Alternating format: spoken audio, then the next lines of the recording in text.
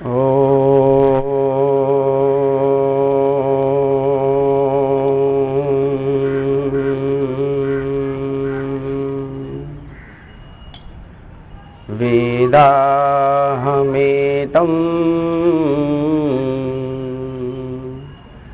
पुरुषं महान्तम् आदित्यवर्णं तमसः परस्तात् त्वमेव विदित्वा अतिमेत्युमेति नान्यः पंथा विद्यते यनायो।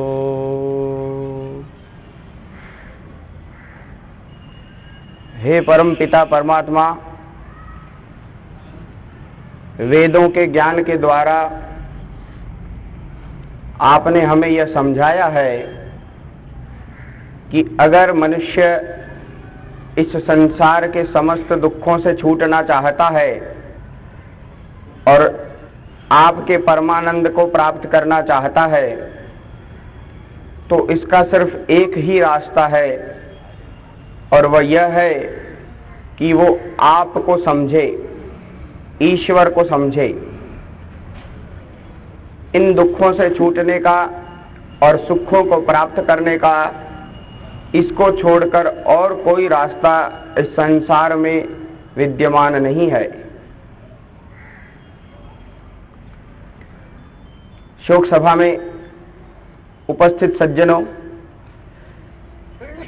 अभी अभी आपने एक वेद का मंत्र सुना। जैसे कि आप जानते हैं कि वेद ईश्वर की वाणी है। वेद में जो कुछ कहा गया है वो परमपिता परमात्मा की वाणी है। तो ईश्वर ने खुद वेद में ये कहा कि संसार में अगर व्यक्ति सुखी होना चाहता है, दुखों से छूटना चाहता है, तो उसका एक ही रास्ता है और वो यह रास्ता यह है कि वो ईश्वर को समझे।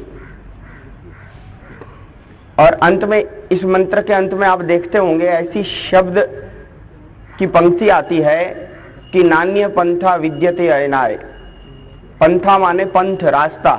नान्य पंथा, और कोई रास्ता कहीं और विद्यमान नहीं है, एक ही रास्ता है। कोई दुनिया वाला कहे कि नहीं, ये तो कई रास्तों में से एक रास्ता है कि ईश्वर को समझे, बाकी और भी रास्ते हैं। धन को प्राप्त करें तो सुख मिलता है, दुख छूटता है, दुनिया ऐसा भी समझती है। सत्ता को प्राप्त करें तो सुख मिलता है और दुख छूटता है, ऐसा भी कई लोग समझते हैं। तो कोई व्यक्ति अगर ऐसा समझे कि ईश्वर को पाना तो एक रास्ता है और भी कई रास्ता सुखी होने के हैं, इसीलिए ईश्वर ने अंत में स्पष्टीकरण रख दिया। मंत्र के अंत में ये शब्द रखने का मतलब क्या होगा? जैसे कभी कोई व्यक्ति किसी और व्यक्ति को कोई काम सौंपता है। जैसे आप मिसाल के तौर पे समझो कि एक मालिक अपने सेवक को कहता है, नौकर को कहता है कि जाओ बाजार जाकर ये वस्तु ले आओ। एक मालिक अपने सेवक को कहता है कि जाओ बाजार जाकर ये वस्तु ले आओ। लेकिन एक और मालिक है, वो अपने सेवक को कहता है कि जाओ बाजार जाकर ये वस्तु ले आओ और कहीं से नहीं लाना। पीछे ऐसा ऐड करता है, जोड़ता है कि और कहीं से नहीं लाना। इसका मतलब ये हुआ कि मालिक जानता है कि ये वस्तु और कहीं भी मिलती है और मालिक जानता है कि ये सेवक और कहीं भी जा सकता है, इसलिए स्पष्टीकरण जोड़ दिया, शर्त लगा दी कि और कहीं नहीं जाना, वहीं से ले आना। तो परमपिता परमात्मा ने हमें बताया वेद में कि वेदों के ज्ञान के अनुसार ईश्वर को अगर समझेंगे तो यही एक रास्ता है कि व्यक्ति सुखी हो सकता है। नान्य पंथा विद्यते अयनाय, और कहीं कोई रास्ता सुखी होने का नहीं है। तो इसलिए अगर शुद्ध सुख प्राप्त करना है तो ईश्वर को समझना ही पड़ेगा। ईश्वर को समझे बगैर और कोई शॉर्टकट सुखी होने का इस संसार में नहीं है। कौन कहता है? खुद ईश्वर कहता है। कहाँ कहता है? वेदों में कहता है। हिंदू सभ्यता, हिंदू धर्म, हिंदुओं के बड़े महापुरुष सब वेदों को मानते हैं। खुद रामचंद्र जी वेदों को मानते थे। उन्होंने वेदों की पढ़ाई करी थी गुरुकुल में। खुद श्री कृष्णचंद्र जी वेदों को मानते थे। गीता के ज्ञान को देख के पता चलता है कि गीता का पूरा ज्ञान जो है वो वेदों के अनुसार है, वेदों के आधार पर है। तो पता चला कि वेद तो वहां भी उन्होंने भी माने हैं, तो हमें भी मानने पड़ेंगे। तो हमें भी सोचना चाहिए कि इस संसार में अगर हम सुखी होना चाहते हैं तो हमें ईश्वर को जानना पड़ेगा। अब आप में से कई लोग जानते होंगे कि इस संसार में 3 वस्तुएं होती हैं। ये संसार जो है वो 3 चीजों से मिलकर बना है। सबसे पहली चीज, सबसे स्थूल चीज, सबसे नीचे की चीज वो है कुदरत, प्रकृति। ये पेड़ पौधे जो निर्जीव हैं, जब ये नष्ट हो जाएंगे तो निर्जीव हैं, लेकिन जब इनका शरीर बन के इनके अंदर आत्मा बैठती है तो ये चेतन होते हैं। ये प्रकृति है। और इनसे ऊपर आती है आत्मा दूसरे नंबर पे। ये आत्मा जो है वो चेतन है। ये जहां बैठी होती है वहां चेतनता होती है, और जब ये वहां छोड़ के चली जाती है तब वहां निर्जीवता आ जाती है। और इन दोनों से ऊपर है ईश्वर, परमपिता परमात्मा, वो न्यायकारी, वो दयालु, वो इस संसार का संचालक। ये 3 वस्तुएं मिलकर ये संसार बना है। तो ईश्वर ने क्या कहा? सुखी होना है तो ईश्वर को समझो। अब ये ईश्वर तो सबसे ऊपर है, पहले नंबर पे। दूसरे नंबर पे हम सब लोग हैं, जीवात्माएं, जिनको आत्माएं भी कह सकते हैं। और ऐसी आत्माएं पशु पक्षियों में भी है, ऐसी ही आत्माएं जीव जंतुओं में भी है। जहां जहां चेतनता है वहां वहां आत्मा है। मतलब यह हुआ कि ईश्वर, उससे नीचे आत्मा, और ये आत्माएं जहां रहती हैं, शरीरों में रहती हैं, वो शरीर जो है वो प्रकृति से बने हुए हैं। ये पेड़ पौधे, ये मकान, मिट्टी, ये प्रकृति से बने हुए हैं। ये तीसरे नंबर पर है। ये स्थूल हैं, ये चेतन नहीं, इनमें ज्ञान नहीं। तो अगर ईश्वर को अच्छी तरह समझना है तो इन दूसरे और तीसरे नंबर की चीजों को भी थोड़ा थोड़ा समझना पड़ेगा। प्रकृति को थोड़ा अपने काम तक समझेंगे, फिर आत्मा को समझेंगे। आत्मा अर्थात जो हम खुद हैं, कि हम क्या हैं, हम कैसे होते हैं। व्यक्ति जब स्व को पहचानेगा, अपने आप को पहचानेगा, तब जाके ईश्वर को समझ पाएगा। जैसे आत्मा जो है उसके विषय में बहुत लोगों के अंदर बहुत सारे भ्रम है। कई लोगों को लगता है कि आत्मा जो है वो शरीर के जैसी ही होती है, जैसा शरीर होता है, सिर्फ उसमें मांस नहीं होता, हड्डियां दिखती है, हार्ड का पिंजर दिखता है। कई लोग ऐसा समझते हैं कि आत्मा वैसी होती है। और कभी डर लगता उनको सपनों में, कभी ऐसी वैसी जगह से गुजरने लगे और ऐसी कोई आकृति दिख जाए तो उनको लगता है यहां से आत्मा गुजर गई। ऐसा नहीं है। आप शास्त्र उठा के देखिए, आप ज्ञान को खोलकर देखिए तो पता चलेगा आत्मा जो है उसका कोई आकार नहीं होता है। आत्मा सूक्ष्म बिंदु स्वरूप होती है। हिंदू धर्म ये मानता है कि कोई व्यक्ति, कोई आत्मा एक जन्म में मनुष्य है और जैसे कर्म करेगी तो उस जन्म के बाद कोई और जन्म मिल सकता है। मान लीजिए इस जन्म के बाद का जन्म कोई पशु पक्षी का मिल गया, तो वही आत्मा जो मनुष्य के बड़े शरीर में बैठी थी, दूसरे जन्म में पक्षी के छोटे शरीर में चली जाएगी। वही आत्मा कभी हाथी बनी तो हाथी के शरीर का संचालन कर रही है। वही आत्मा कभी चींटी बनी तो चींटी के शरीर में काम कर रही है। तो आत्मा जो है वो हाथी में बड़ी और चींटी में छोटी होती है, ऐसा नहीं होता है। आत्मा सूक्ष्म बिंदु स्वरूप होती है। परमपिता परमात्मा उसे जैसा शरीर देते हैं वहां जाके वो रहती है, और परमपिता परमात्मा की व्यवस्था अनुसार वहां उसे रहना पड़ता है। तो ऐसी कुछ बातें व्यक्ति अपने विषय में भी जाने, स्व के विषय में भी जाने, आत्मा के विषय में भी जाने, और इन बातों को समझने के बाद व्यक्ति ईश्वर को समझने के योग्य बनता है। जो व्यक्ति अपना स्वरूप नहीं जानता, वो यह नहीं जानता कि अगर ये मेरा जीवन समाप्त हो गया तो मेरे इस जीवन के बाद मेरा क्या होगा, उसको यह पता नहीं, तो वो ईश्वर को भी नहीं समझ पाता। आप देखिए कि मृत्यु सब सुनते हैं कि होती है, जन्म भी सब सुनते हैं कि होता है, लेकिन जन्म के विषय में दुनिया में बहुत सारे विचार किए जाते हैं और मृत्यु के विषय में बहुत कम विचार किए जाते हैं। मृत्यु के बारे में कोई सोचता नहीं है। डरता है आदमी मृत्यु के विषय में सोचने से। और आप शास्त्र उठा के देखिए, कितनी जगहों पर मृत्यु की बात आई है। वो डरते नहीं मृत्यु के विषय में लिखने पर, वो बताते हैं कि मृत्यु क्या होती है, मृत्यु की व्याख्या की जाती है। आपको हम बताएं कि जिस शोक सभा में हम शामिल हुए वो तो इमेच्योर मृत्यु है, समय से पहले की मृत्यु है। जवान आदमी संसार छोड़ के चला जाए तो ये संसार छोड़ के जाने का टाइम नहीं होता।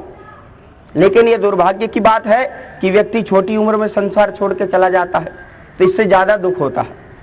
लेकिन आप आयुर्वेद उठा के पढ़ो, चरक शास्त्र में ऐसा लिखा हुआ है कि मृत्यु जो है वो 100 प्रकार की होती है। मृत्यु जो है वो 100 प्रकार की होती है, और उसमें से सिर्फ एक ही मृत्यु ऐसी होती है जो बताकर आती है। 99 प्रकार की मृत्यु जो है वो अचानक आती है। एक मृत्यु जो बताकर आती है वो होती है जब आदमी मरण शैया पर पड़ा, आयु पूरी हो गई और सब परिवार वाले जानते हैं कि अब ये नहीं बच सकते। सिर्फ वही एक मृत्यु ऐसी है जो अपने आगमन की बात पहले बताती और फिर आती, और बाकी 99 मृत्यु ऐसी हैं जो सब अचानक आती। मृत्यु तो होती ही अचानक है, और इसलिए अचानक मृत्यु जो होती है वो दुख अधिक पहुंचाती है। परमपिता परमात्मा ने जिसने जीवन अर्थात जन्म की व्यवस्था बनाई, उसी ने मृत्यु की व्यवस्था बनाई। और संसार मृत्यु के कारण हिल जाता, डर जाता। क्यों डर जाता?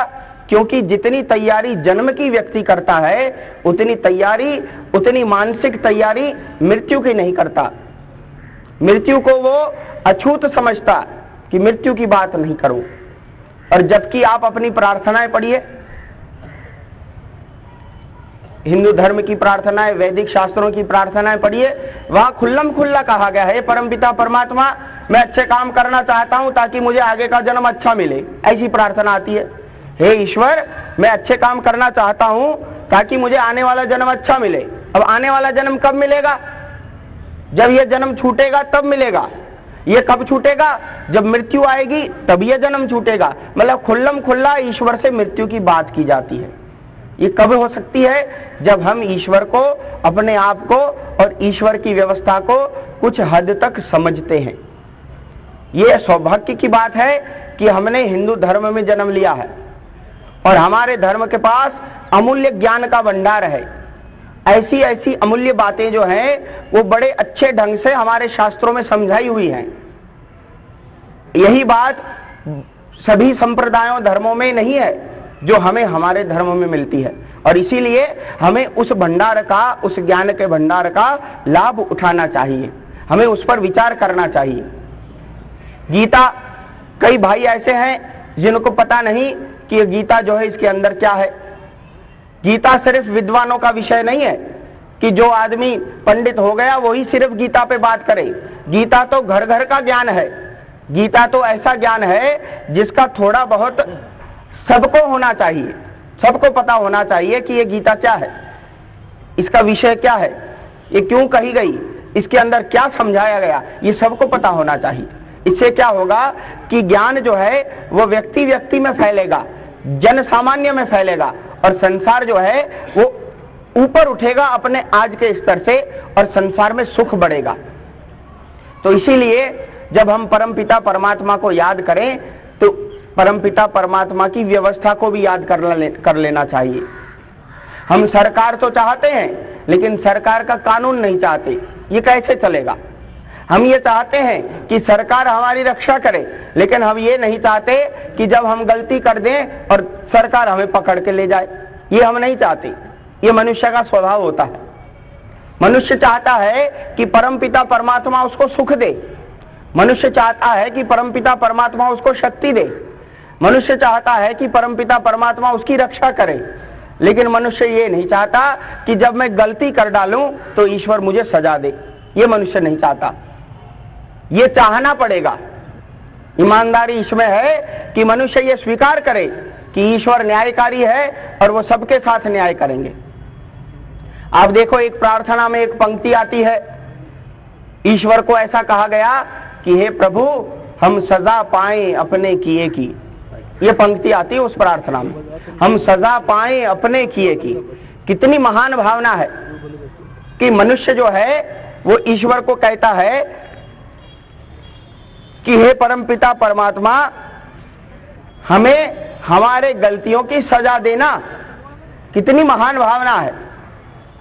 और इस महान भावना से जो व्यक्ति जीता है उस व्यक्ति का जीवन जो है वो बड़ा उच्च होता है।